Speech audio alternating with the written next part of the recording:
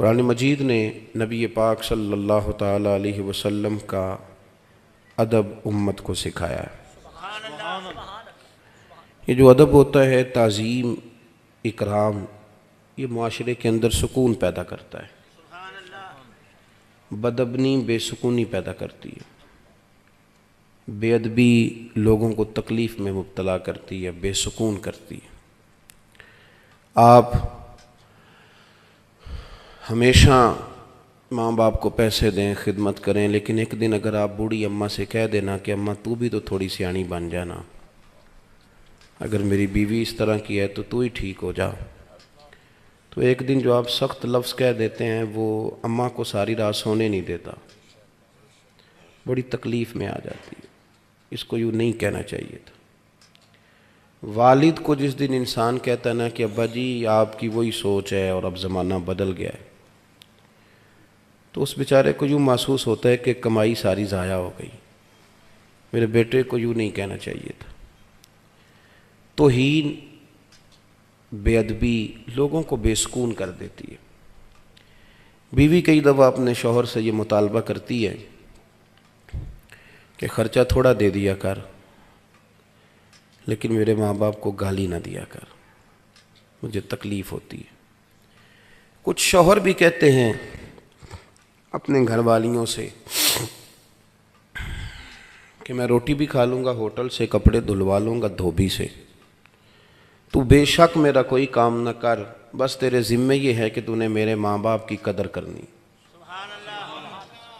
یہ جو توہین کا معاملہ ہے نا، یہ ٹھیک نہیں ہوتا، یہ تکلیف دیتا ہے، انسان اذیت میں آ جاتا ہے۔ لیکن جب آپ ادب کرتے ہیں، اماں انتظار کر رہی تھی کہ میری بیٹی نے فون کر دیا، اسے کو 10-20 ہزار کی ضرورت ہے، پر اب میں بیٹے کو کس طرح کہوں، وہ بیچارہ تو خود بڑی محنت کرتا ہے، اس کی آمدن کم ہے، خرچے اس کے زیادہ ہیں، کس طرح بیچارہ افورڈ کرے گا۔ سوچ رہی تھی، کیونکہ اسے پتہ ہے بیٹے کی مجبوریوں کا۔ بیٹا آیا تو اس نے بڑی ترتیب سے جملے تلاش کر کے کہا پتر میرا دل تو نہیں کرتا، لیکن تیری بہن کو تھوڑی سی ضرورت پڑ گئی ہے، میں چاہتی تو نہیں، مجھے پتہ ہے تیرے بچے ہیں، تیرا ماحول سخت ہے۔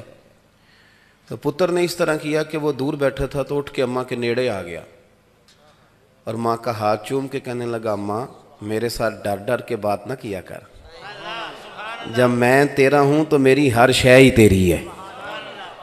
بس ٹھیک ہے، یہ اس نے ایک دن کہا نا، لیکن اماں جب بھی اس بات کو یاد کرے گی اس کا کلیجہ ٹھنڈا ہو جائے گا، وہ کہے گی کمال کر دیا میرے پتر نے، کمال۔ آپ رات کو آئے کام سے تھکے، ابا جی کی چارپائی پہ بوڑھے والد صاحب، تو پیروں میں جا کے بیٹھ کے ابا جی لے آؤ تھوڑا کوٹ دیاں، ہے یہ نمبر ٹانکنے والی بات ہی۔ بس آپ نے کہا ابا جی لاؤ تھوڑا دباؤں، تو ابا فوراً کہتا ہے پتر میں کیڑا حلوان گیا سا، تو کم تو آیا جا سو میرا پتر جا کے، وہ نہیں دبانے دیتا۔ لیکن وہ بوڑھا کمزور باپ، آپ چلے گئے، اس نے چہرہ رضائی میں چھپایا، کوئی اور نہیں تھا، وہ تھا اور اس کا رب تھا۔ تو اس نے پھر رو کے کہا یا اللہ میرے پتر کو نا لمبی عمر اور عزت والی زندگی عطا فرما۔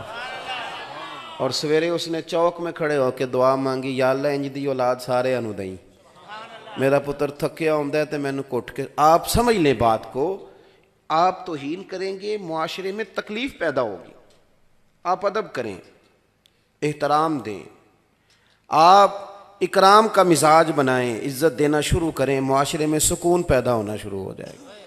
لوگوں کو آپ پی ایچ ڈی کر گئے، آپ نے تخصص کر لیا، مفتی بن گئے، حدیث پر آپ نے محنت کی، اللہ تبارک و تعالیٰ نے علوم حدیث عطا فرمائے، آپ کو لوگوں نے شیخ الحدیث کہا،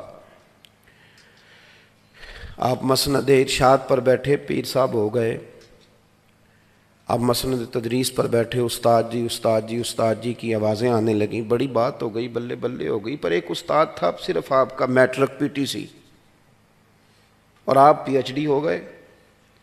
بڑی پجاروں میں آپ گزر رہے تھے، استاد جی سائیکل پہ تھے، تو جب آپ پجاروں میں گزرے تو استاد جی کو دیکھ کے بریک لگائی، نیچے اترے، سلوٹ مارا، طبیعت کیسی ہے؟ تو وہ بیٹھ کے دوبارہ سائیکل پہ جائے گا، لیکن اسے یوں محسوس ہوگا کہ اس کی یہ سائیکل 50 سے مہنگی ہو گئی، اس کا درجہ بڑھ گیا ہے۔ لیکن اگر وہ گرد ڈال کے چلا جائے استاد جی پہ تو اسے تکلیف ہوگی کہ میری بات کو آپ سمجھیں، جو میں نے بات شروع میں کی کہ ادب کریں گے تو معاشرے میں سکون پیدا ہوگا، بے ادبی کریں گے تو اس سے معاشرے میں بے سکونی، بے چینی، بے قراری۔ ہمارے ہاں تیزی سے بے ادبی پرموٹ ہوئی ہے، پرموٹ کی گئی، یعنی اب ہم گپ شپ نہیں کرتے۔ یہ جو گپ شپ ہے نا، اب ہم نے کسی اور گناہ کا نام بدل کے گپ شپ رکھا ہے، اصل میں کرنی ہے چگلی، غیبت، نام ہے اس کا گپ شپ۔ جس طرح لوگوں نے جھوٹ کا نام بدل لیا نا، جھوٹ کا نام بدل کے لوگوں نے بہانہ رکھ لیا ہے، کہتے میں کو بہانہ کر چھڑیا سی، حالانکہ اصل بات یہ ہے کہ جھوٹ بولا تھا۔ ہم نا تیزی سے ایک دوسرے کے خلاف تعفن پھیلایا، اور